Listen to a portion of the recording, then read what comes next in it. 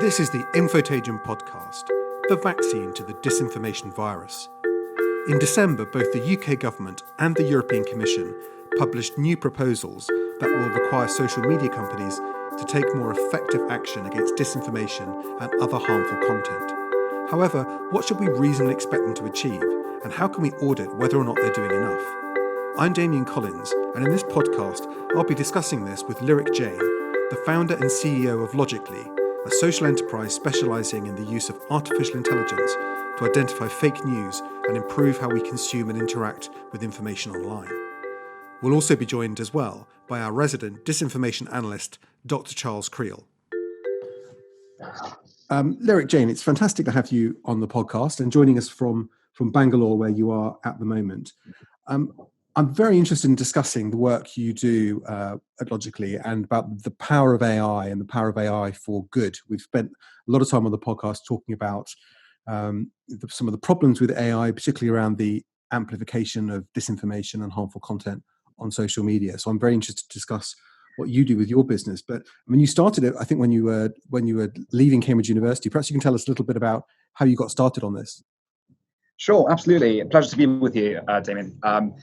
We've been on this journey for about 3-4 years now to try and tackle misinformation and disinformation at scale using a combination of AI and human experts.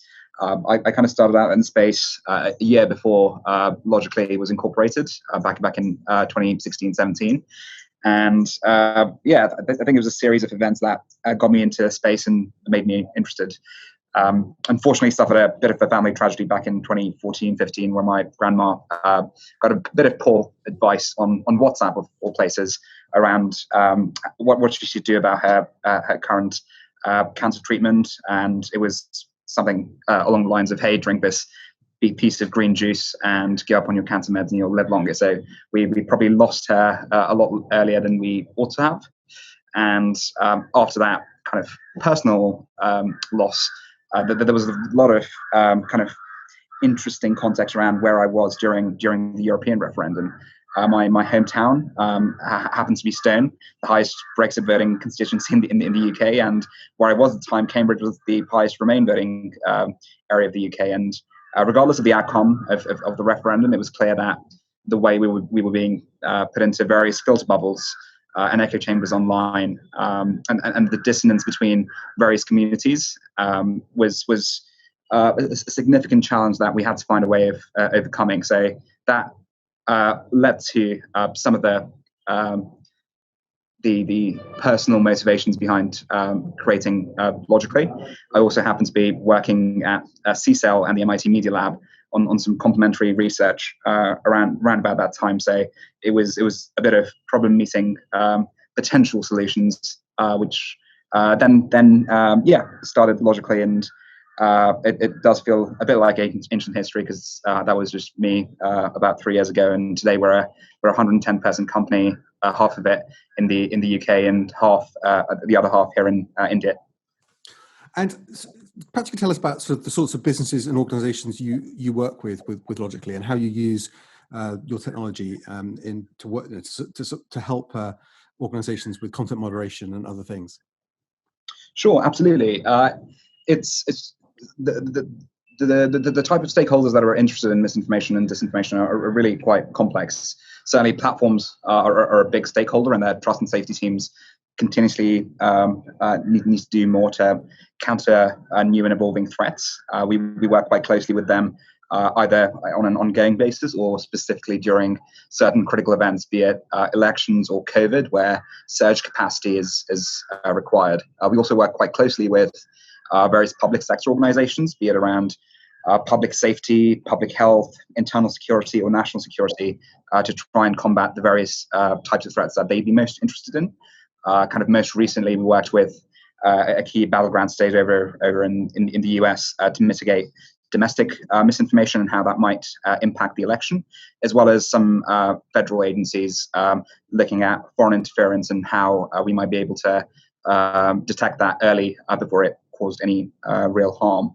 So that's the nature of our work with institutions, and we also work directly with consumers through our app and browser extension, where they're able to access our newsfeed, as well as request on-demand automated fact checks.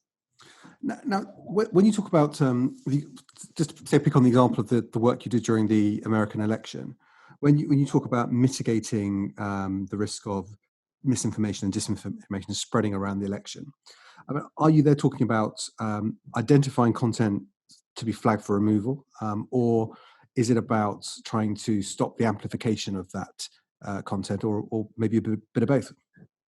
It's a bit of both. It's really where we look at both the content, see if it in itself could cause harm because it's false and it's either produced by some kind of malicious actor, and we separately look at the various factors involved in the amplification of that content, whether certain groups are coordinating inauthentically to boost the reach of such content, or whether inauthentic means such as bots and other technologies are being used to make it appear that more people resonate with a certain narrative than actually do.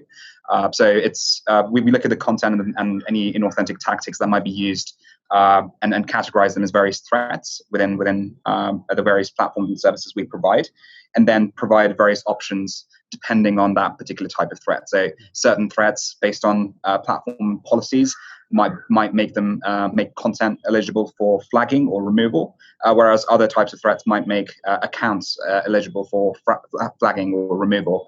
But in a lot of the cases, it's really just providing these stakeholders an operational view of what's happening in their jurisdiction, so that they can make up their own and what kind of actions they want to take.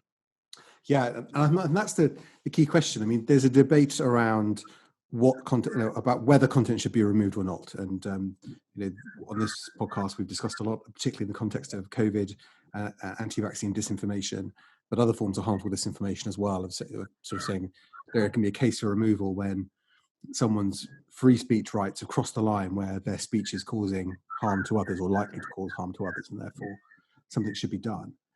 So there are those ethical debates, but I think there's also a really interesting debate around what technology can do. And I found when I was on the select committee and we were questioning tech companies, it was always interesting to try and find out what's technically possible, and then you can have a discussion around whether or not you should use that or not. And in your view, what could AI do to say tackle the problem of anti-vaccine disinformation as an example? What do you think is technically possible in terms of identification and removal, and also suppressing the sort of algorithmic spread of that content on social media? That hits on some really important areas, especially around removal, be it accounts or content. It does have a very real backfire effect. It kind of turns a lot of these individuals and influencers behind such content into digital martyrs. So when they're taken off certain platforms, it's very easy for them to gain traction on a so-called free speech platform, and build their own audience there, kind of very, very underground, away from a lot of these platform trust and safety measures. So we need to be very careful about what kind of actions we take. I think what technology can enable is at scale detection of these threats, and fundamentally, if we understand which types of harms we want to prioritize, we can find ways in which we can predict what kind of activity is likely to go most viral, and focus our efforts on kind of mitigation, whether it's removal, downranking, contextualization, whatever, during those pre-viral stages. Because once a piece of content or a piece of or a certain narrative is already gaining steam, any kind of countermeasure we make on it has limited effectiveness, and there's then also the consideration of the backfire effect. So technologically, I think, especially in the context of COVID in the UK, we need to be looking at why and how a lot of these conspiracy communities are recruiting new members at such scale. It's very unlikely that we're going to be able to digitally de-radicalize a lot of these individuals that belong to certain deep-rooted conspiracy groups. But what we can certainly do is dampen the rate at which recruitment is currently taking place, because at the moment the growth in these communities is in double-digit percentages month on month or quarter on quarter. So if we can limit who believes in such content or who's actively being recruited into believing in such content. I think that's probably the most the lowest hanging fruit for us to go after. Now, I mean, some people say one of the problems here is that the algorithms of social media, because they're designed with engagement in mind and holding people's attention for as long as possible, that one of the problems when we talk about disinformation and harmful content is the fact that platforms direct people to it. I mean, a stat we've referenced many times on the podcast was the Facebook study showing that in Germany, 60% of people that joined Facebook groups that shared extremist content did so at Facebook's recommendation. And what do you think we can do about that to try and dampen this down by slowing down the growth of these groups, by trying to make sure that tech companies aren't directing people towards this content in the first place? No, it's extremely important. I think there's a variety of factors that currently lead to that. Some of them does have to do with kind of how platforms' algorithms are based around engagement vectors. So they are conscious of this and are looking to do something around how they can direct people away from such types of problematic content. But I think that there's also kind of the human side to this. We as humans, sometimes internally and logically, we do say that we perhaps discovered the internet way too early. We do have this quite strange psychological need to engage with this kind of content, and it's not really kind of people we believe to be on the fringes. A lot of people are. There's something psychologically in us that is gratified by looking at such content. So it is a platform problem as well as a kind of psychological resiliency problem that we need to try and tackle. There's apart from kind of fundamental tweaks to their recommendation systems, I think there's platforms can have access to greater threat intelligence, especially at a local level, around what kind of narratives are resonating and what kind of narratives are being explicitly used to recruit new people into certain groups. One thing we've found quite common, not just in the UK, around the world, has been this kind of 2 truths, 1 lie framework where people customize and optimize narratives and certain messages to make sure that they gain the trust of whoever the audience is. So those would be the 2 truths or kind of 2 pieces of information that any reader is likely to agree with, and then the third sentence within that message or the third separate post is likely to be something that is edgier and pushes the agenda of whoever's posting it. So this is a tactic that a lot of people and a lot of researchers in our space are aware of, and better threat intelligence to platforms around such tactics, I think, can only go to improve what their countermeasures are. And in terms of countermeasures, I mean, there's the recommendation tools which we've just discussed, and do you think it's reasonable to say that a social media company, if they can identify groups and pages, say on Facebook or channels on YouTube, that are believed to be sharing, conspiracy theories, highly dubious and disputed content, that they could ensure that their recommendation tools weren't recommending those pages and channels? Do you think that is a technically feasible solution? That is a technically feasible solution. I think that the key question there is at what time. There's clearly sort of some period in time where a lot of these groups are maybe focused on harmless content, and that there's a switchover point where they start engaging with such posts. Again, we probably don't want this to start impacting recommendation systems when one rogue actor starts posting certain activity or certain types of posts in these so far harmless groups. So I think there needs to be some kind of thresholds defined that after a certain point in time and after a certain degree of propensity of posting such harmful content, that these groups be grey-listed or blacklisted for their recommendation systems. Yeah. And then for content itself, I mean, when we have, there was the Plandemic film on YouTube that went sort of viral in the summer and did a lot of damage in terms of spreading, I think, conspiracy theories around the origins of COVID. How early do you have to act to effectively act against a piece of content like that? Because it's got to be doing well enough for you to spot it, but ideally you want to try and intervene before it spread too far. Yeah, absolutely. This is one example where I think we really could have done a lot more, because the amount of chatter about the Plandemic documentary prior to release, even if it's trailer, was incredibly large.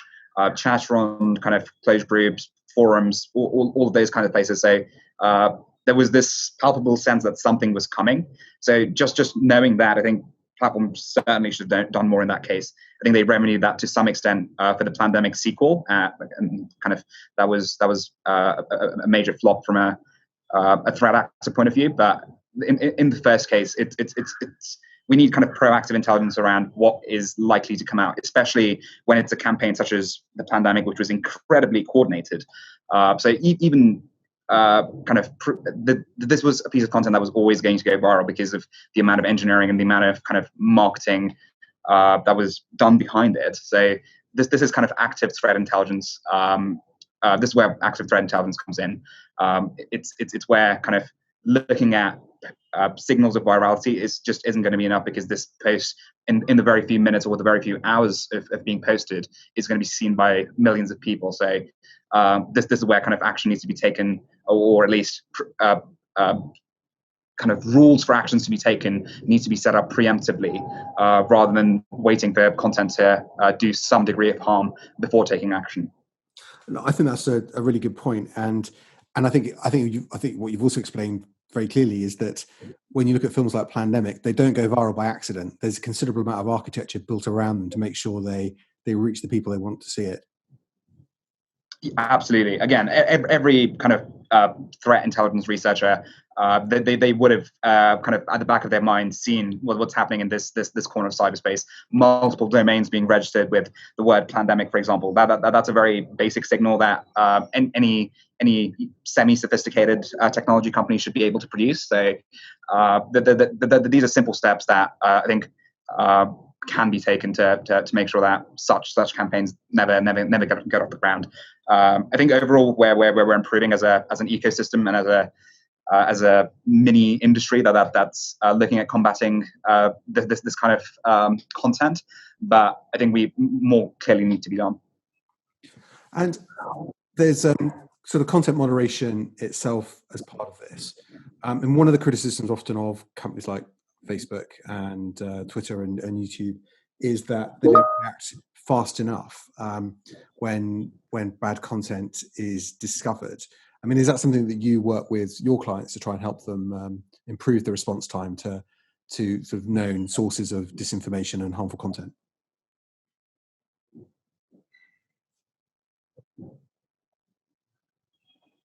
Hi, Lyric, are you still there? I think.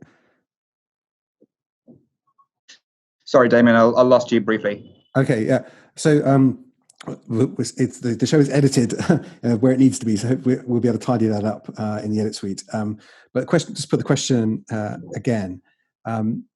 We've discussed about the architecture around how things go viral and how the AI tools, the algorithms of social media help them go viral. There's always the perpetual criticism as well that content isn't removed fast enough. And do you think there's more the companies could be doing to actually, when something has spread widely, to remove that specific content and other content that's like it where that's required? Yes, absolutely. This is kind of some of this is underway, and some of this was proven by how quick platforms were to act in acting on kind of COVID misinformation, especially during the early days, especially during kind of the March to June period. They were fairly active in doing so, but I think it's not something that's replicated across other harm categories, and even within COVID, there's low-hanging fruit that clearly exists around more timely intervention. I think what we need as an ecosystem is a better understanding of which types of harms we want to take, or which types of potential harms we want to take that level of preemptive action or early action on, and which ones we want to allow time to play out before we act on it. Because this does come back to the early point around the backfire effect and around the dangers of being overzealous with some of these enforcement strategies. So it's a tricky balance between the two. But I think it's something that opening up platform data around the effectiveness of some of their enforcement strategies to third-party researchers. That could really help in building consensus industry-wide around how quickly we really should act, and which cases we should expedite enforcement on, and which ones we should hold on to for a while. Yeah, so just I just want to bring Charles Creel into conversation, who's with us again on the podcast. But before I do, just one final question. This week, the week we're recording this podcast, the UK government has produced its response to the white paper on online harms, really setting out, I think for the first time, the ideas that will go into the online harms bill that will be published next year. And one of those key areas is the requirement that the social media companies produce transparency reports, setting out how they're dealing with harmful content on their platforms, how much they remove, how much is identified by themselves, others by user referral. But a key part of that is that the regulator, Ofcom, will have the power to audit that and even to require or demand, if necessary, access to documents and information and data from companies to see whether the claims they're asserting in the transparency report are true. In that situation, what sort of, if this is going to work, if you were Ofcom, what sort of information do you think you would need to see in order to know whether the companies are doing all they can to act against either the amplification of harmful content or to make sure that they're effectively removing it when removal is the decision that's been made? That's incredibly tricky. First of all, it's great that the response has finally been published. It's been long awaited. We know a lot of work has gone into it, again, along with a whole lot of stakeholder discussions around data that would specifically help Ofcom. I think what they need to try and set up is effectively a replica of what trust and safety teams are right now, especially in some of the larger platforms. It's that is the kind of institutional level of capability that's going to be required within a body like Ofcom to really pass through all of this data. And this is where it becomes challenging, because ideally what they would have access to isn't just publicly available data that kind of any kind of credible institution could get access to, but private data and platform metadata around how various types of harmful content have gone through the different stages of being posted, of going viral, and of being cracked down upon. So it's a lot of non-public data that platforms will need to be shared, specifically around which pieces of content they chose to act upon, which ones they didn't choose to act upon, and some kind of reasoning around why that happened.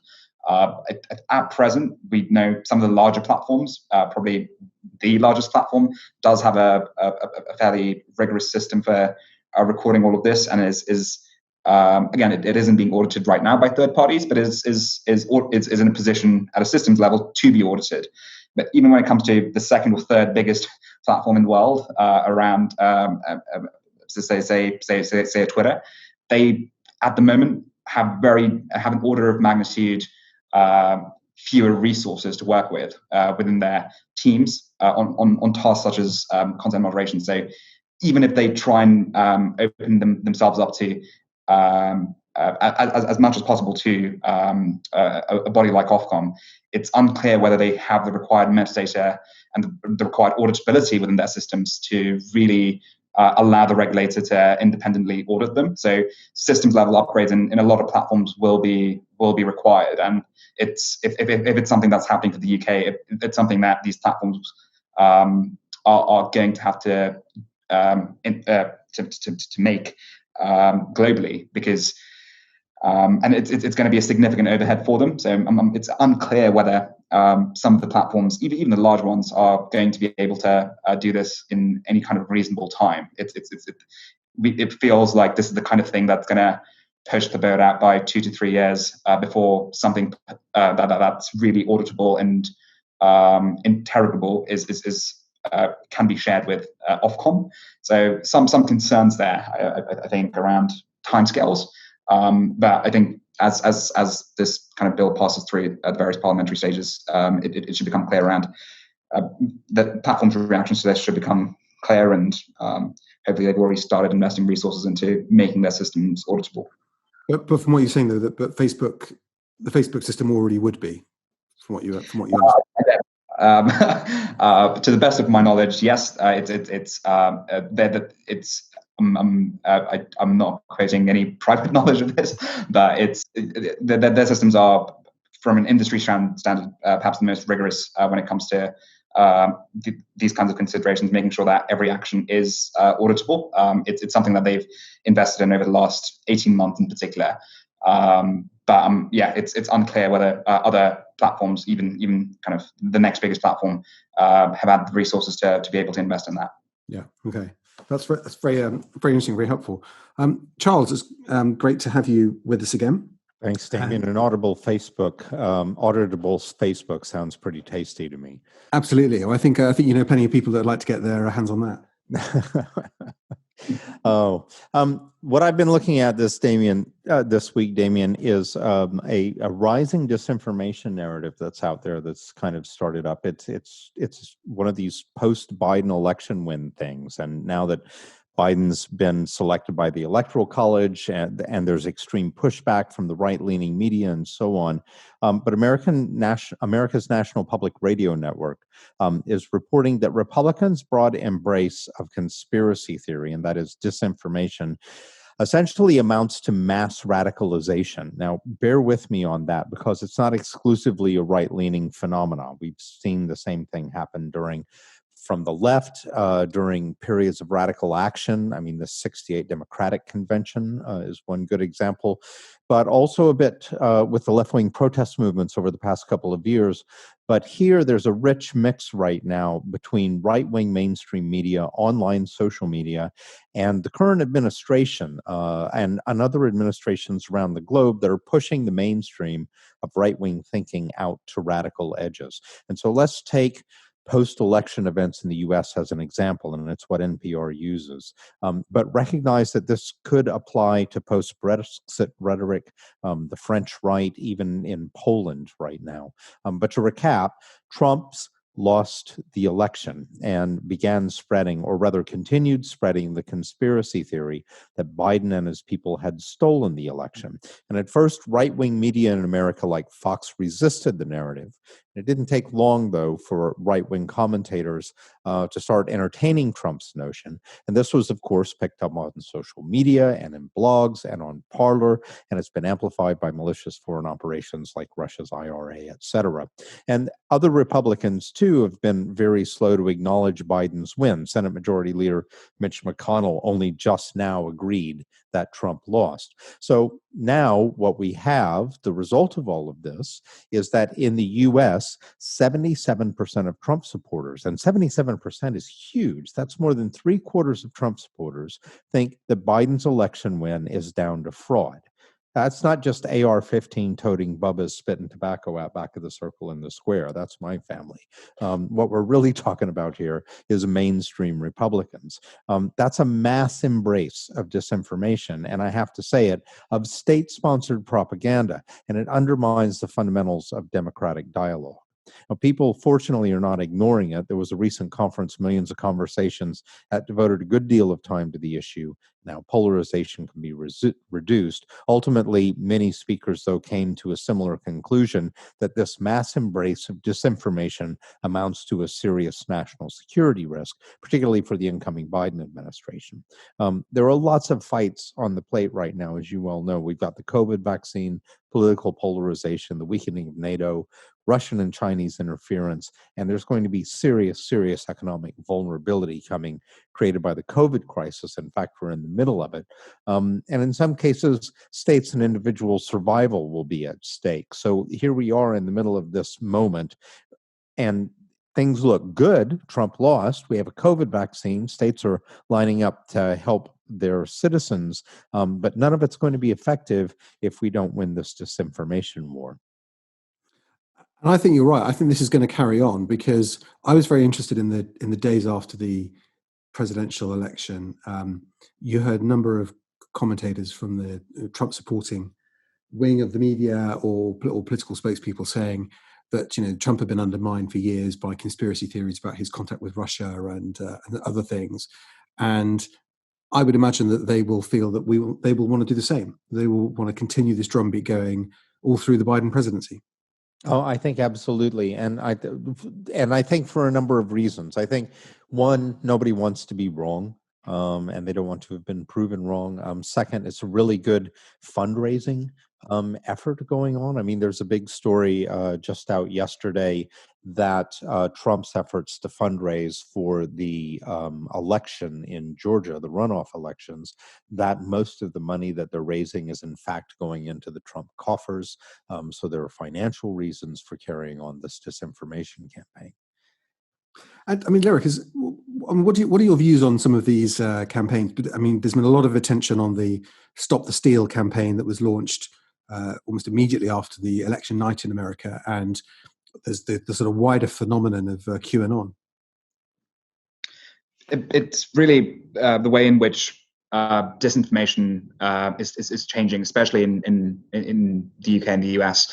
It's a lot of these locally cultivated narratives are being heavily amplified both by domestic actors and foreign actors. This is a huge shift from how it was in 2016. In 2016, especially when it came to foreign campaigns, it was the Russians, for example, spent a lot of time developing narratives, trying to test them, optimize them, and then amplify them. But it looks like right now, the local kind of conspiracy space and the local actors focused on various geopolitical outcomes or for-profit outcomes are doing their work for them. They're producing these highly localized narratives that have a great degree of resonance within the groups that they serve.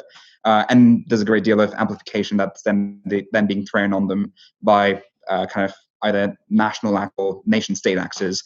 So it's I want to pick up on the point of radicalization there, because that's really what's happening when we look at the intensity with which recruitment is being conducted into these conspiracy groups. It is a form of radicalization, and tying that even to the online Hobbes paper, it's something that I think it only refers to in the context of terrorism and extremism, but not really in the context of misinformation and disinformation.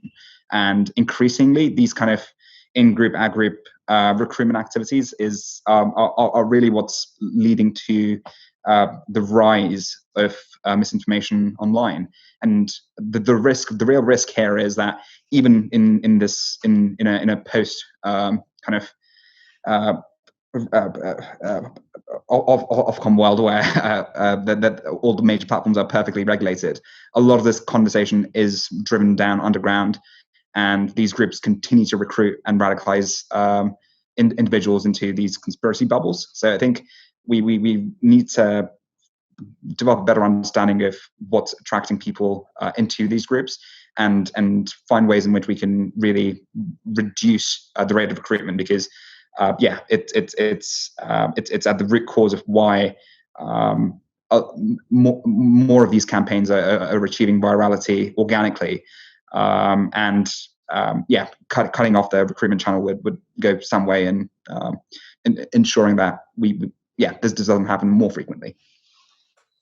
But then, I mean, in many ways, probably the main recruitment channel has been the mainstream, if we can call them that, social media platforms. And then there are other sites which feed into that from more extreme sites where more extreme content is shared, and where the people that are deplatformed by Facebook and YouTube go to. But for the kind of mass audience engagement that is taking place, we would have to assume that is principally taking place on the platforms most people go to initially, at least.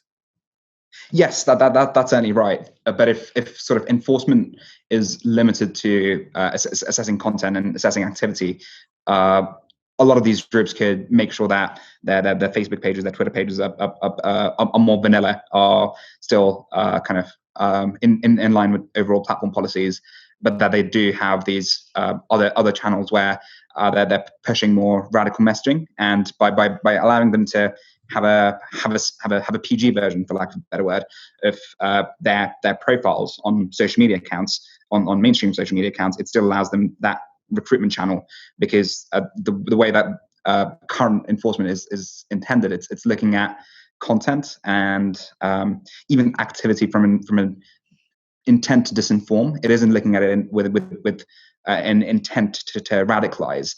So it's something that is it might sound like a nuanced difference, but it's fundamental to how we might be able to counter this effect. That's great. I think our time is an end now, but thank you so much, Derek, for joining us on the podcast. And Charles, it's been great to hear from you as always. Thanks a lot. Brilliant. Thanks, Damian. You've been listening to the Infotagion podcast, hosted by me, Damian Collins, featuring Lyric Jain and Charles Creel. It was produced by Lucy and David Dargahi. You can find out more about Infotagion, the independent COVID-19 fact-checking service recommended by Ofcom, and send us examples of disinformation you've seen by visiting our website, infotagion.com, or using hashtag #IsolateTheLies on Twitter, Instagram, and Facebook. You can also support this show by becoming a Patreon at patreon.com/Infotagion podcast. Infotagion is a not-for-profit organisation, and all the proceeds will go towards the making of this podcast. Thank you. Until next time.